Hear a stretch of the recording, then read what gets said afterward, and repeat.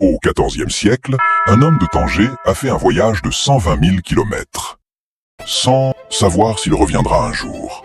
Sa quête de savoir et d'aventure le mène en Chine de la dynastie Yuan. Une fois le pas franchi, il n'y a plus de retour. Il a compris le pouvoir de l'observation et leur a apporté une manière nouvelle de penser. Son savoir lui ouvre des portes. Les érudits sont accueillis, mais toujours surveillés.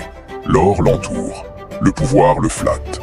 Mais un seul mot mal placé dans ses cours peut mettre fin à son voyage et à sa vie. Il continue son voyage et se rappelle d'une vérité. Les rêves se paient toujours. Voyager à ce temps-là, c'est une lutte pour survivre. Il découvre à quel point un homme devient fragile en terre étrangère. Survivre, c'est choisir entre deux risques. Faire confiance aux inconnus est dangereux, mais refuser l'aide peut être fatal. L'Asie le confronte à des coutumes, des croyances et des lois qui ne sont pas les siennes. On lui propose un poste de conseiller, mais le confort met les principes à l'épreuve.